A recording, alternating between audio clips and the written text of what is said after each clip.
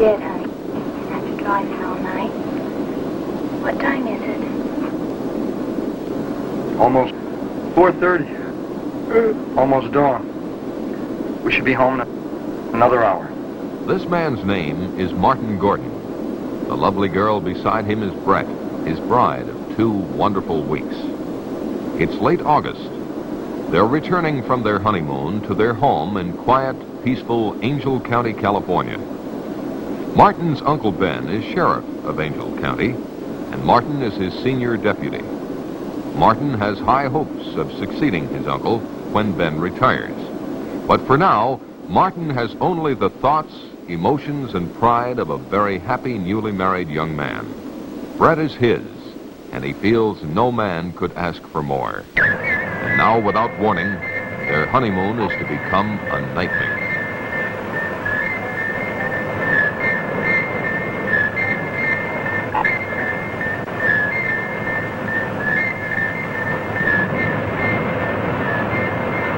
Neither Martin nor Brett saw the glowing rocket descend in the early morning skies. It was reported to the sheriff's office by Jeff, the county forest ranger.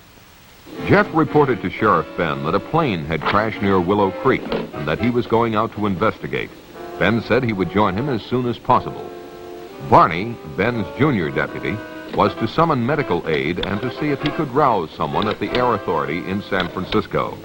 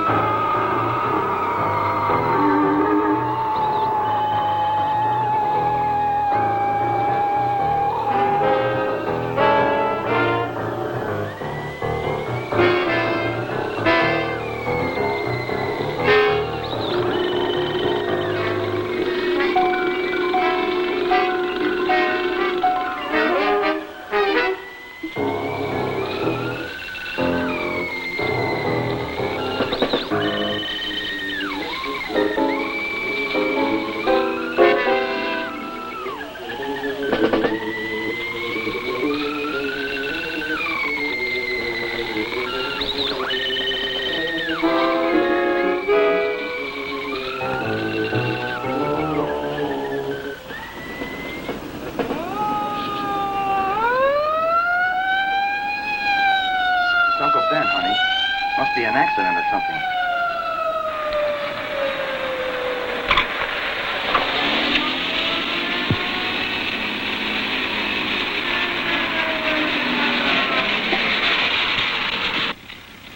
There's a plane crash down the road a couple of miles. I'm going to be a little short-handed till help gets here.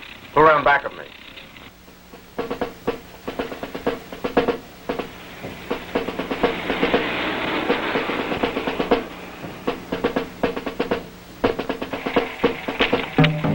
Come along, both of you.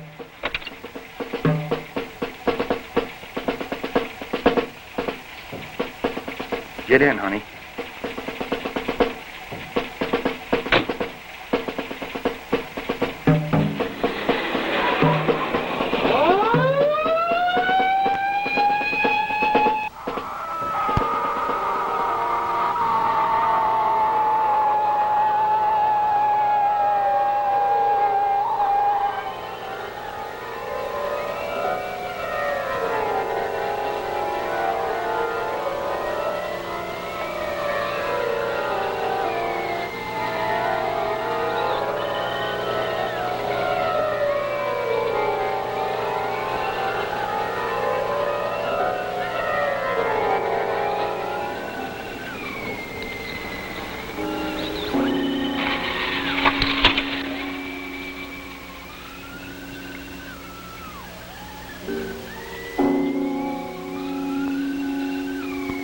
At the location of the crash, they discovered Jeff's truck, but Jeff himself was not around. They proceeded with their investigation.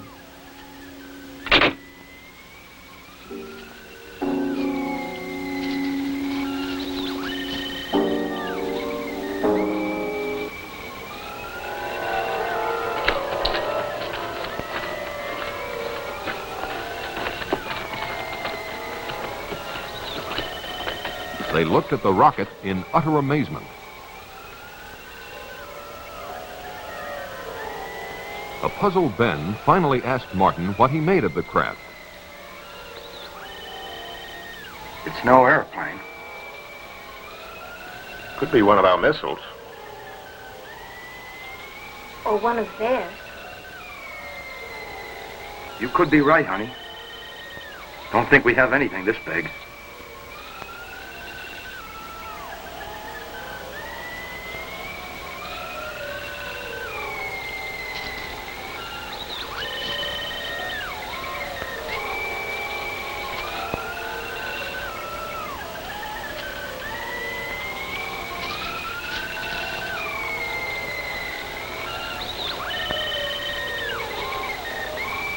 Ben could not understand why the craft wasn't severely damaged.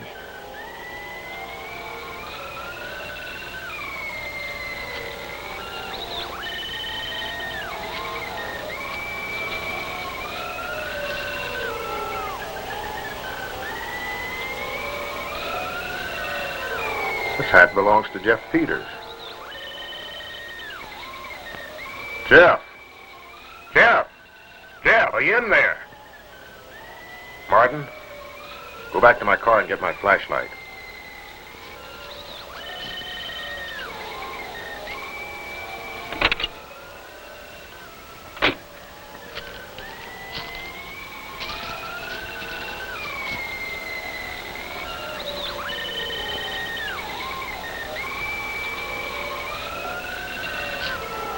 Ben, don't go in there. You don't know what's in there.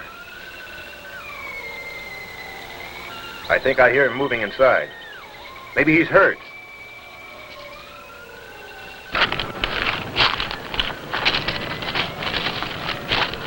Ben, please don't.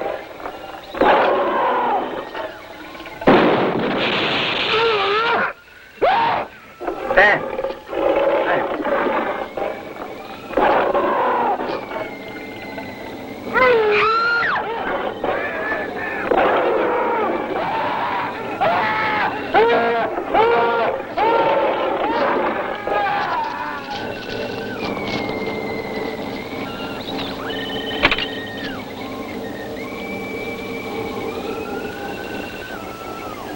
Car 1, calling in. Car 1, calling in.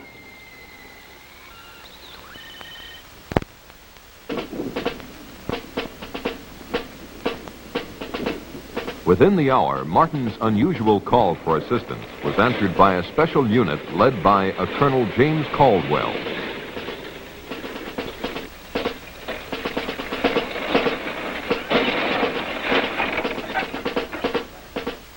Let's get going. Let's go. Let's go. Move it over. Let's get going. Let's go. All right, back on the truck. Let's go.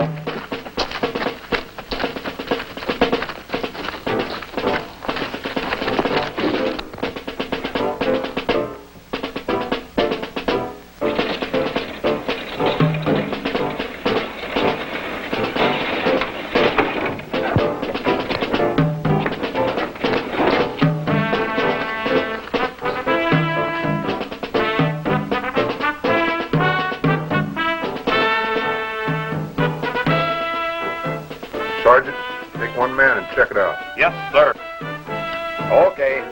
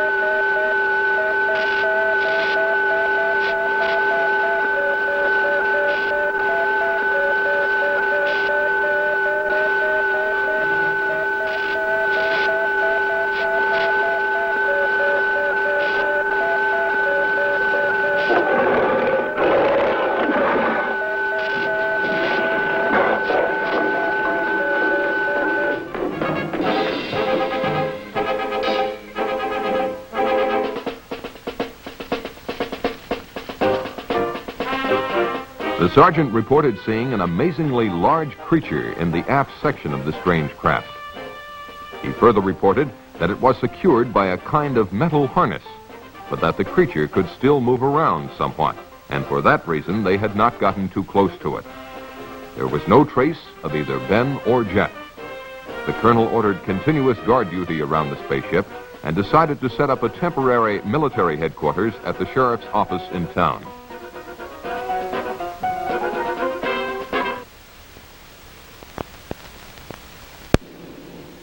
By the next day, Colonel Caldwell had the situation well in hand.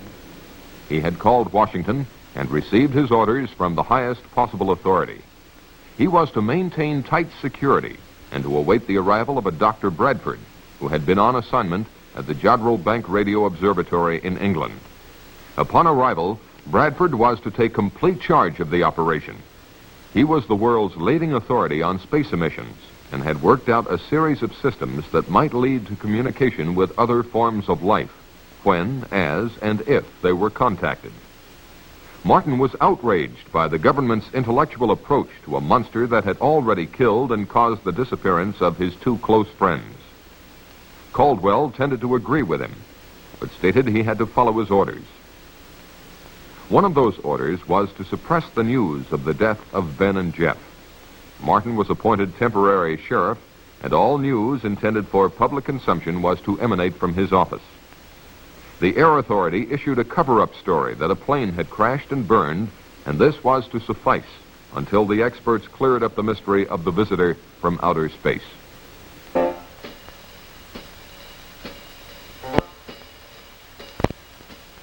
In a remote section of the county, the first of a series of tragedies took place. Tragedies that would have been avoided had the public been warned.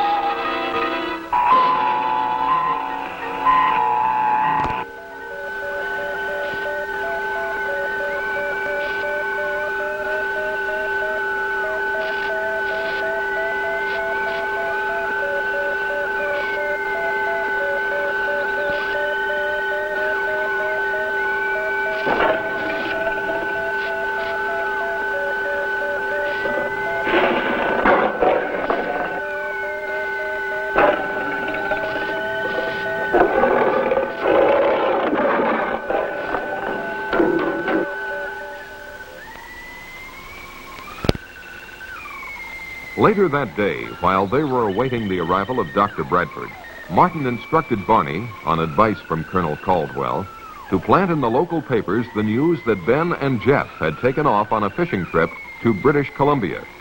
The colonel had impressed the bereaved families with the necessity of maintaining secrecy, and these brave relatives had agreed.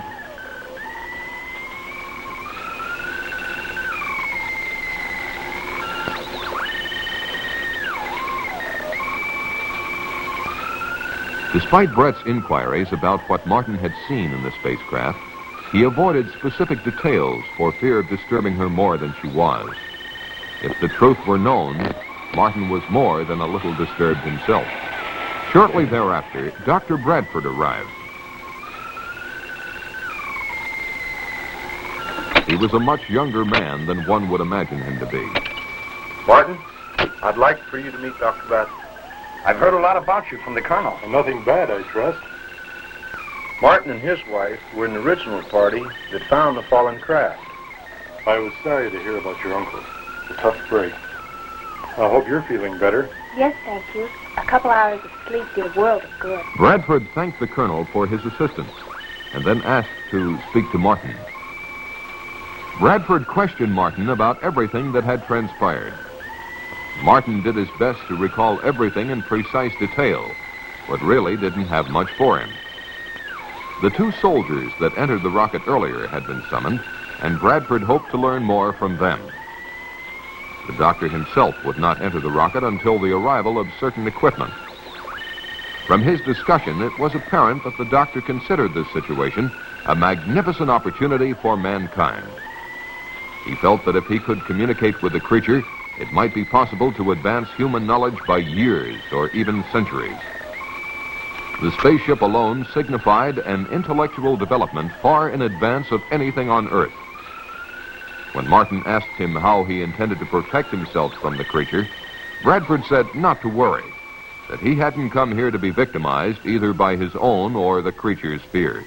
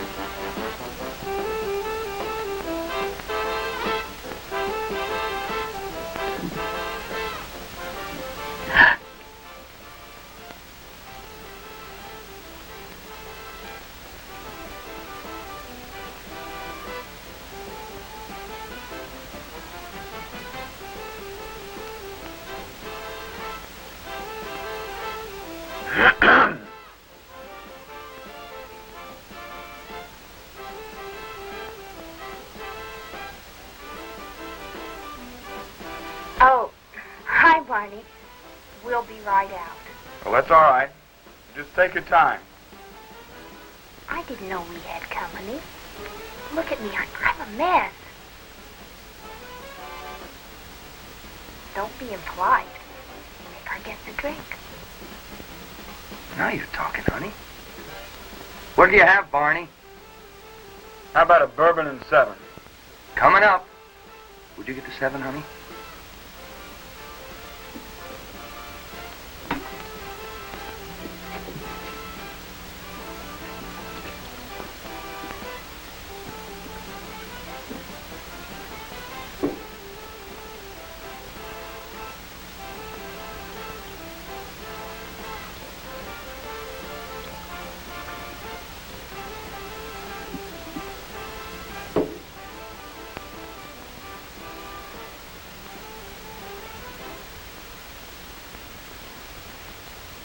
Barney, you should try marriage.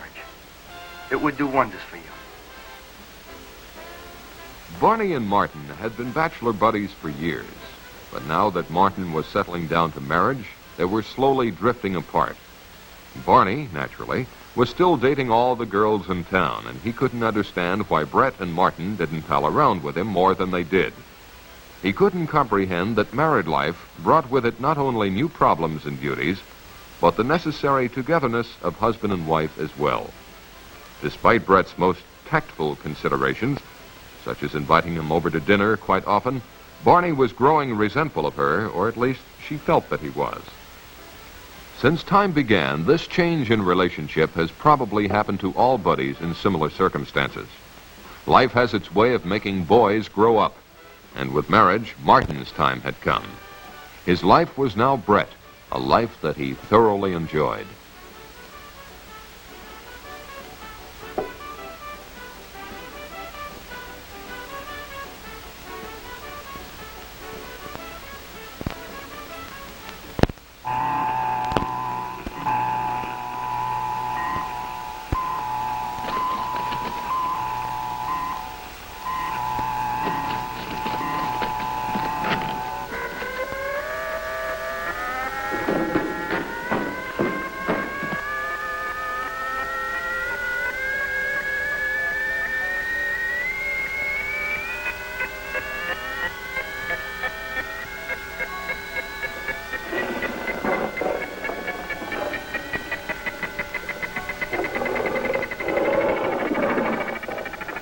Bye, honey.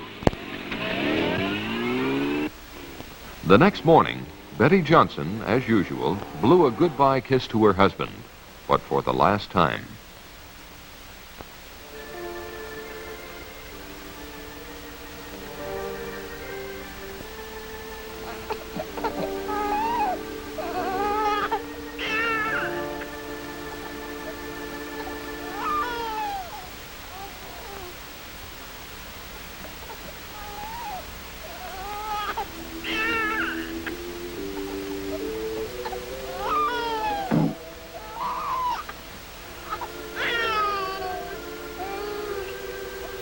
Poor baby. Let Mommy take your temperature.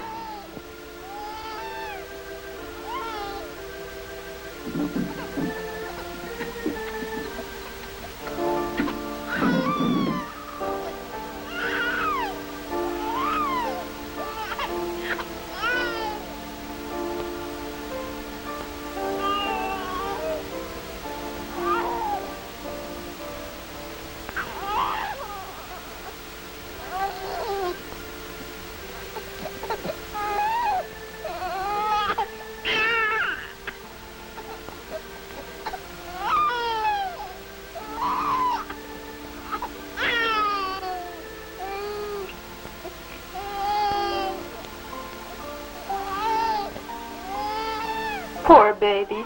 You'll feel better soon.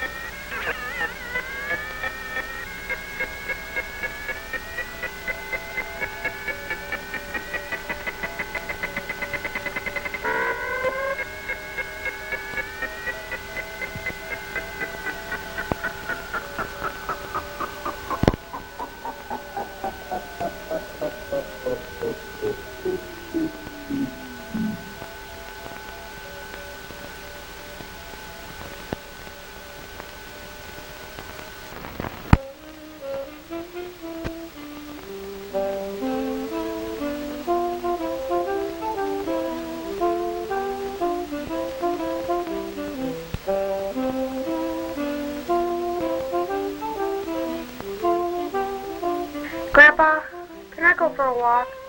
All right, but stay close by.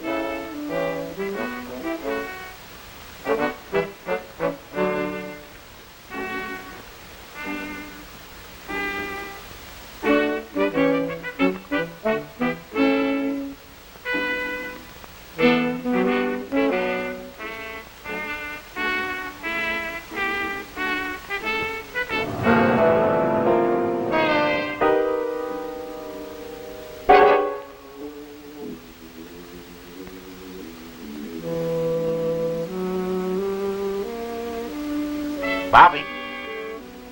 Bobby?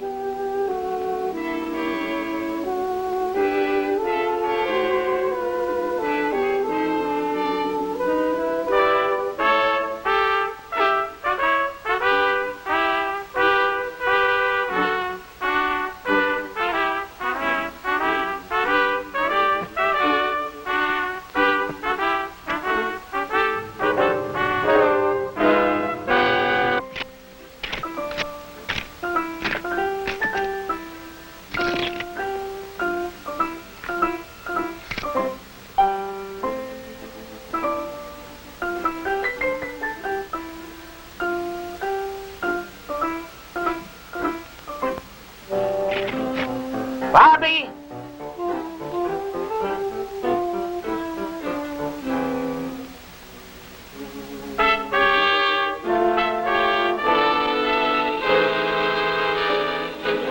Bobby?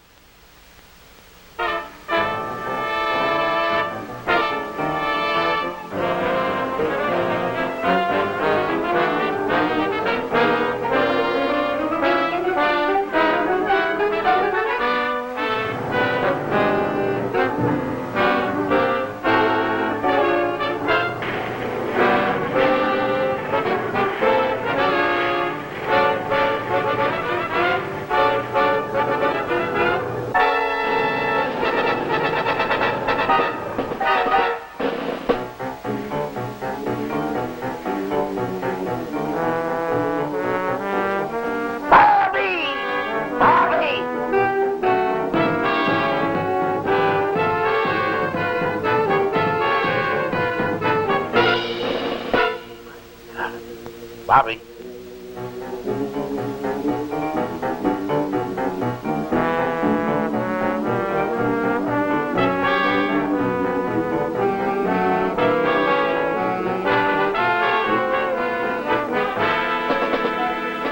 Bobby?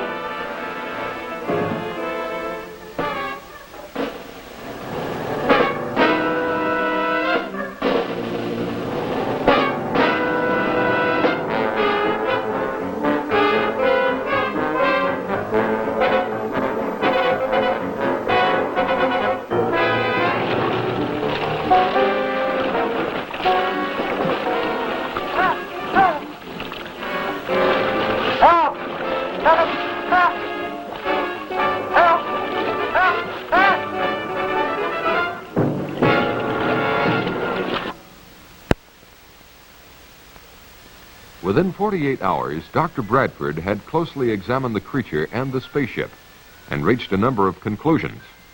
He was sure the creature had come from beyond our solar system because it adapted to our environment so quickly, and no planet or dead star near us has conditions similar to the Earth. Of special interest to him was the hull of the ship. It was composed of an alloy unlike anything human science had ever encountered. The doctor had run a number of tests on the metal, but its molecular structure remained a mystery. Because there was no food on board, Bradford presumed the creature had been in a state of suspended animation, particularly because it had survived the trials of re-entry and impact without apparent harm. So far, he had no success in communicating with it, but he had not yet exhausted all possibilities. On a more subjective basis, he had the curious feeling that the creature did not want to communicate with him. Such a confession on the part of this eminent scientist made Martin feel quite apprehensive.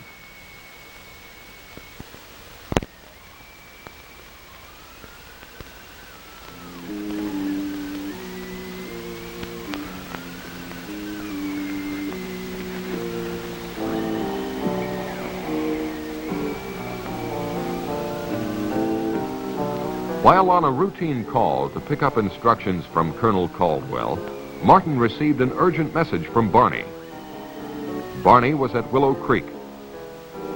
He had responded to a phone call from a frantic Mrs. Brown. Her husband and grandson had gone fishing and were long overdue. Barney was instructed to organize a search party locally and to report the results to Martin. Because of security regulations, he was not to come near the area of the spacecraft. Martin said he would join Barney later if he could.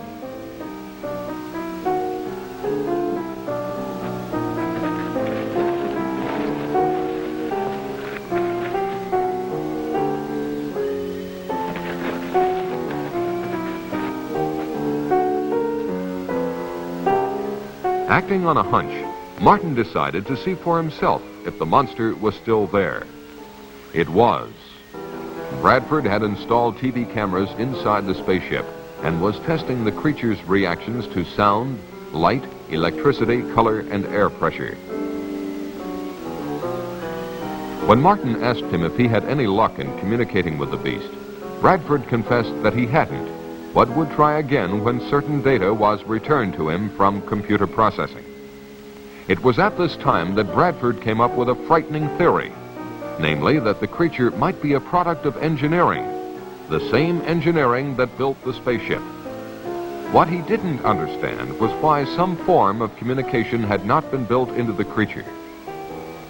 When Martin asked him if this weren't something to worry about, Bradford said no. It was probably his own failing at not being able to establish communications. It seemed to Martin that if Bradford's theory were correct, humanity might be in grave danger.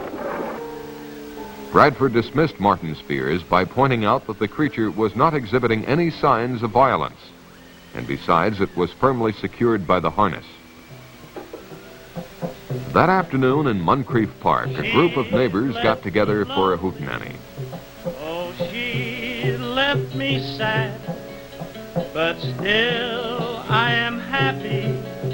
In fact, I am glad, for I am as free as that bird in the tree, 'cause she left me alone and could not marry me.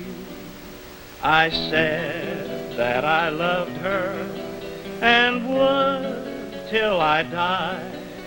I tried to forget her, and I really did try, but I'll still think of her till the day that I die, 'cause I think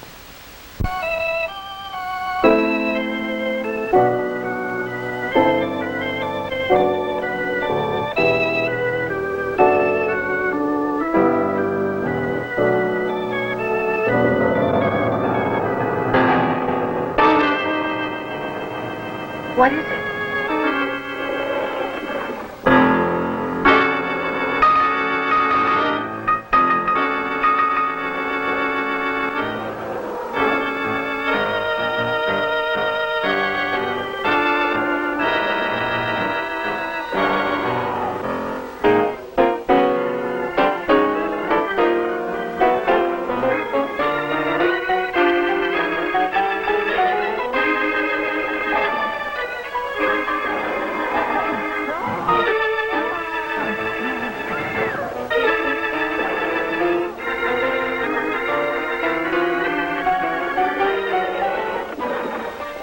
You stay there. Stay calm.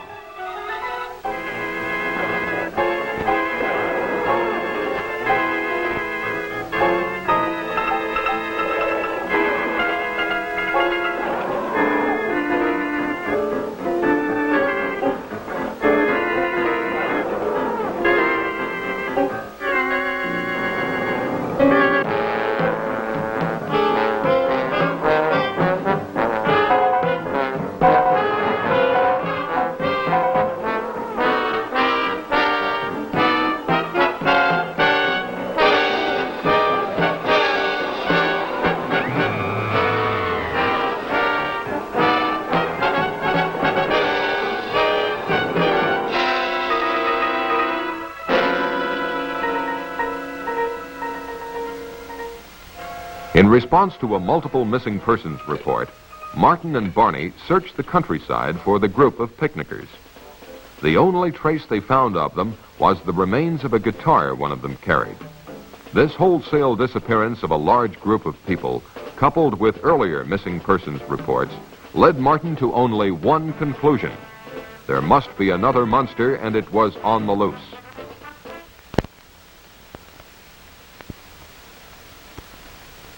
The colonel listened to Martin's theory, and after consulting with Bradford, decided to call Washington.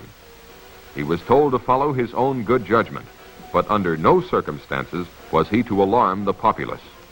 The colonel decided to organize a county-wide search. Martin's assignment was to search the north end of the county.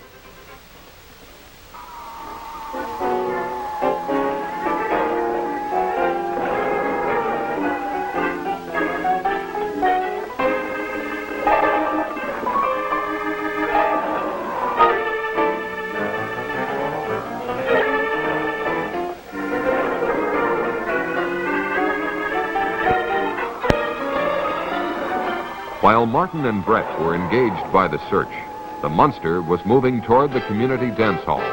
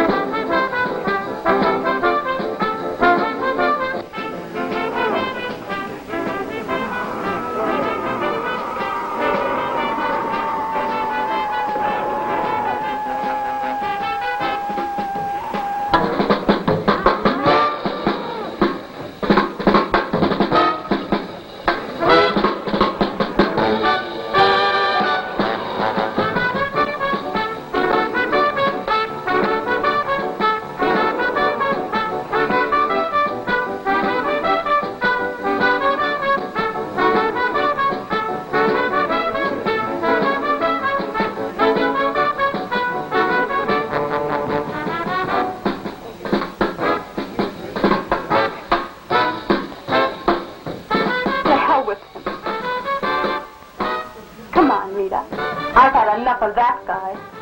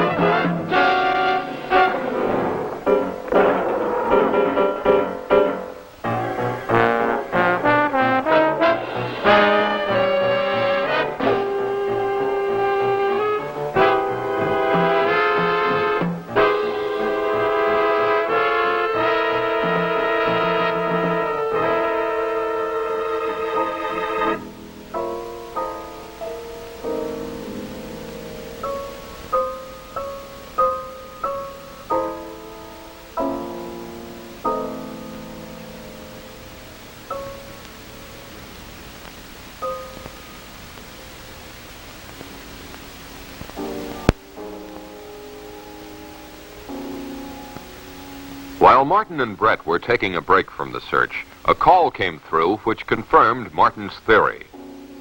Colonel Caldwell told them of the monster's attack at the dance hall. His troops now had orders to destroy the monster, and he asked for Martin's assistance. Martin said he would join the colonel as quickly as possible.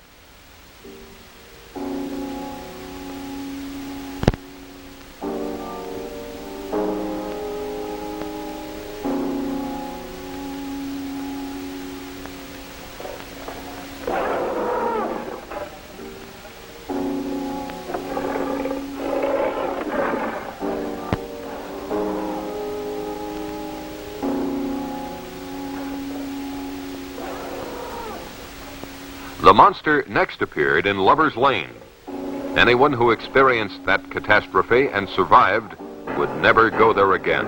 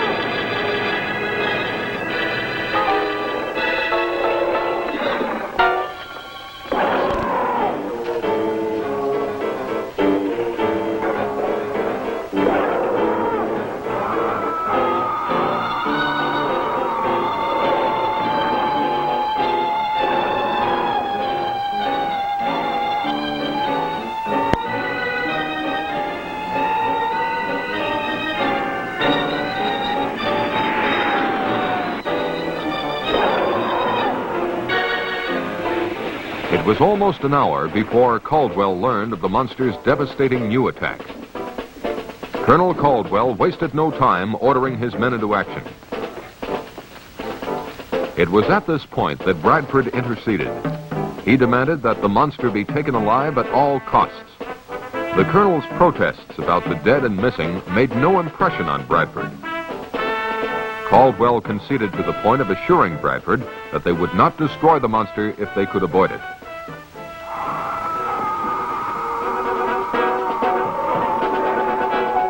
Get on with it, Lieutenant. Move it out, men.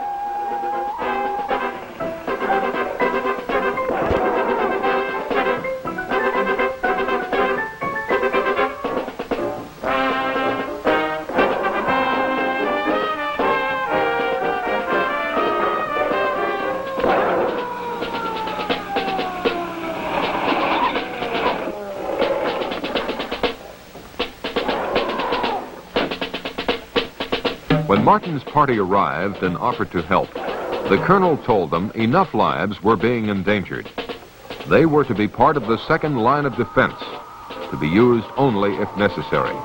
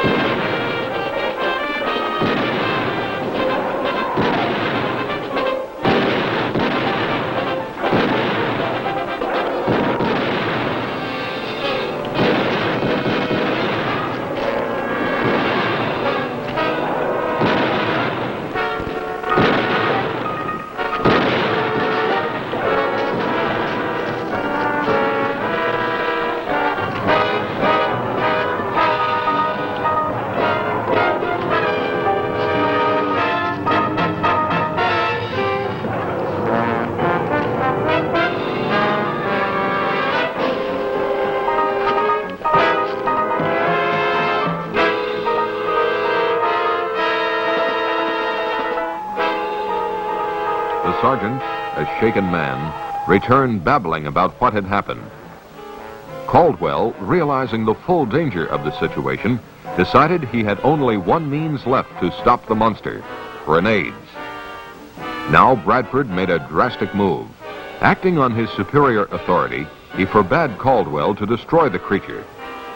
The colonel, more concerned with saving human lives than advancing science, told Bradford to go to hell. Get out of my way.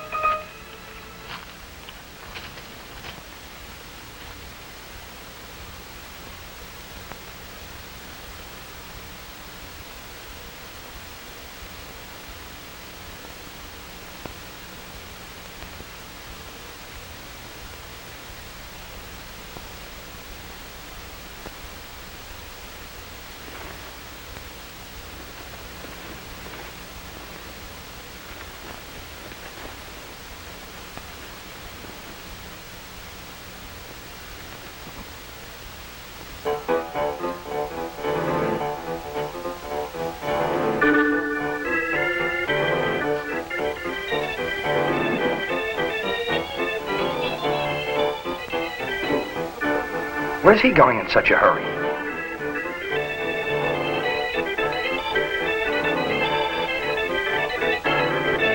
Maybe you'd better follow him. He may need help. You go ahead, Martin. I'll stay with Carl.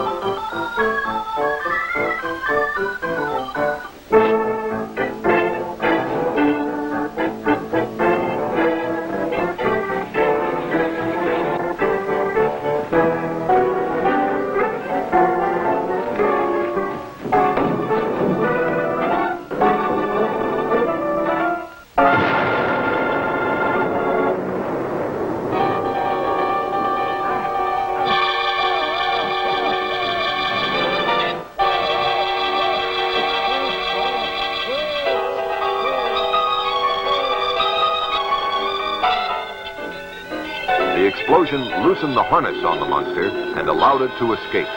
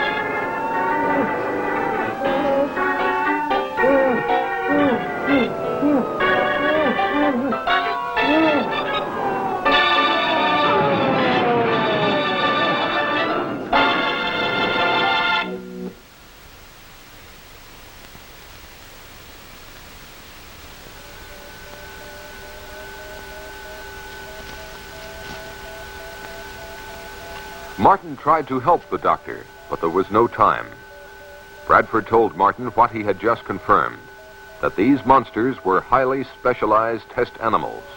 They were, in fact, mobile laboratories that consumed human beings in order to analyze them chemically, undoubtedly to detect weaknesses in the human species. He told Martin that the information fed into a computer in the spacecraft. Further, he added, now that both monsters were dead, the computer would activate a transmitter to send the results into outer space. Martin knew what he had to do.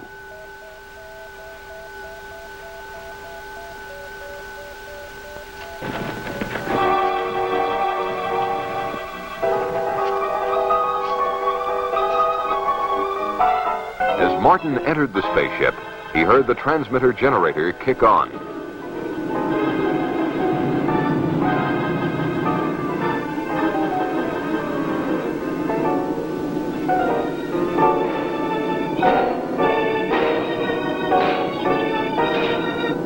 The super tough alloys of the spacecraft were not even dented by Martin's hammering.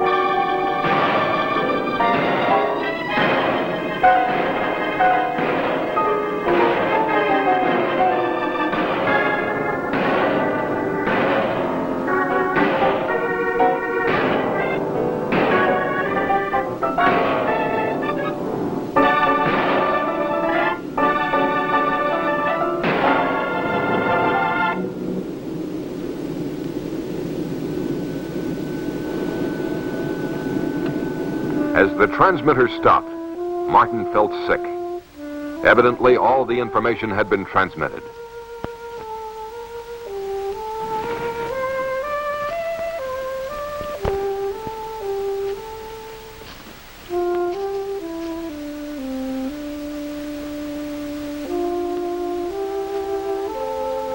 On Martin's return, he confessed his failure. He slowly asked Bradford what was in store for humanity. Bradford was pessimistic, but implied that maybe all was not lost. After all, he told them, the vastness of the universe is incredible. If these monsters had come from its outer limits, their home might even no longer exist. Or if they do come again, perhaps man will have advanced enough to cope with them and those who made them. Only God knows for sure, were Bradford's last words to anyone on this earth.